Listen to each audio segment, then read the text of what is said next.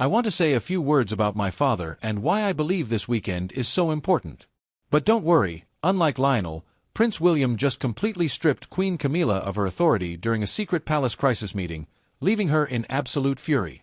The lockdown at Windsor Castle began when Camilla attempted to sign off on an unauthorized Regency document behind William's back. Instead of backing down, the Prince of Wales intercepted the papers right out of her hands with a cold 5-word rejection. That single 10-second clash permanently broke the royal chain of command before sunrise. The gloves are entirely off, and the fight for control of the crown has just turned dangerous. The sudden call at 3 o'clock in the morning. The heavy rain hit the leaded windows of Adelaide Cottage at exactly 3 o'clock in the morning. Inside, a secure encrypted mobile phone began to vibrate on a wooden bedside table. The screen did not show a name. It displayed a high-priority digital code used only for immediate constitutional emergencies. Prince William reached for the device before the second ring could wake his family. The voice, on the other end, belonged to a long-serving, trusted senior military aide based inside Windsor Castle. The message was brief, direct, and completely unexpected. Queen Camilla had just ordered the immediate opening of the state rooms for an unscheduled meeting. She had not informed the heir to the throne. William was out of bed before the call ended. He did not notify his personal media team or wait for his usual security detail to assemble a full convoy. Instead, he threw on a dark jacket, grabbed his car keys, and walked out into the downpour. The drive across the private roads of the royal estate took less than 4 minutes. The gravel crunched under his tires as he pulled up to the side entrance of the castle. Usually, the palace guards would present arms or stand at rigid attention.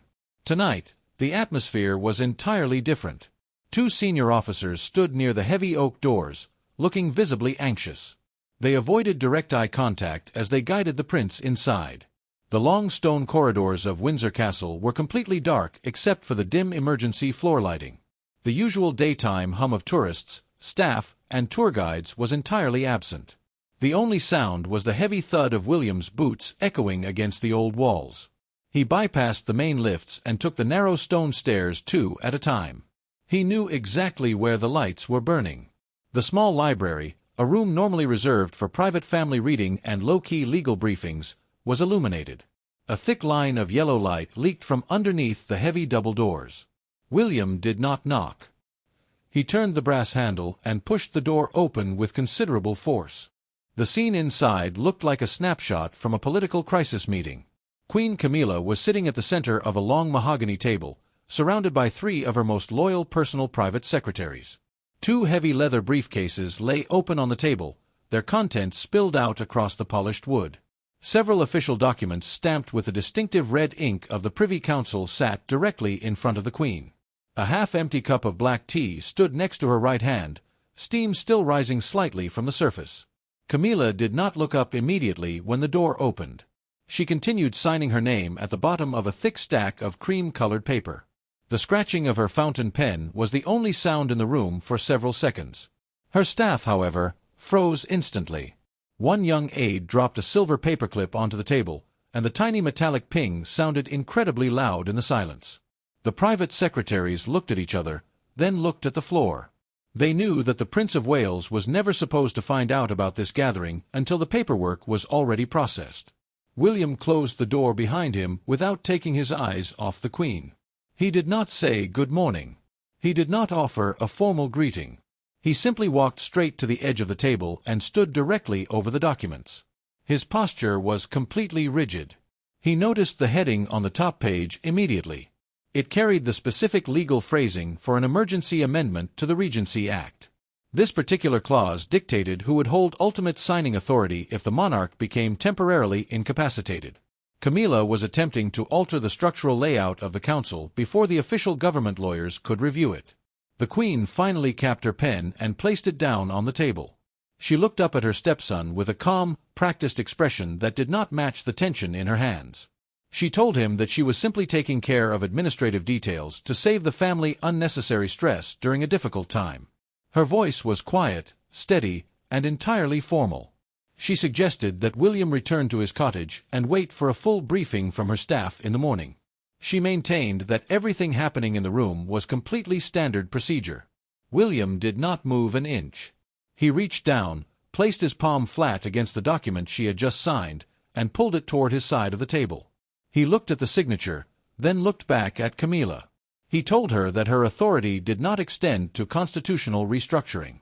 The statement was flat, sharp, and delivered without any trace of anger or hesitation. The personal secretaries immediately began packing up their folders. Sensing that the conversation had instantly shifted from a bureaucratic meeting to a direct struggle for ultimate control, the Queen's expression hardened as she realized the prince was not going to leave. She stood up from her chair, matching his height across the wide table. She reminded him that she was the Queen consort appointed by the king and that her decisions were designed to protect the crown's immediate interests. She argued that the current medical timeline required fast, decisive action that could not wait for lengthy committee meetings or formal royal assent. She insisted that the paperwork stay on her desk. William picked up the signed document, folded it twice, and slid it into the inside pocket of his jacket. He looked directly at Camilla and gave a short 5-word response that ended all discussion. He told her that the meeting was over. The tone left absolutely no room for debate or negotiation. The Queen stepped back, her fingers gripping the edge of her chair so tightly that her knuckles turned completely white. She looked at her aides, but none of them moved to assist her or retrieve the papers. The silence in the library lasted for almost half a minute. The heavy rain continued to beat against the glass outside, a constant background hum to the quiet standoff. Camilla realized that her move to secure early administrative dominance had failed completely in less than 10 minutes.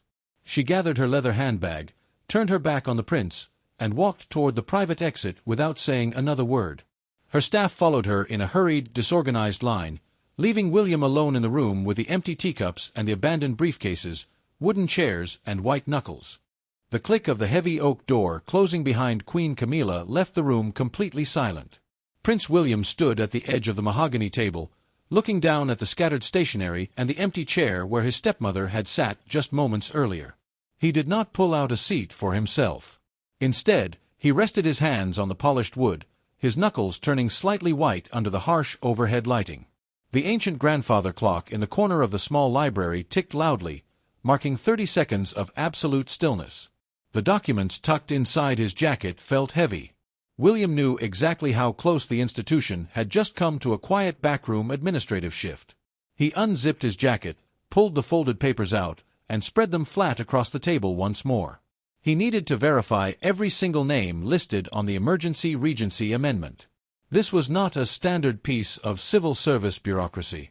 It was a highly specific, legally binding document designed to reallocate administrative signatures if King Charles became unable to sign official state red boxes. As William scanned the fine print, the details of Camilla's strategy became glaringly obvious.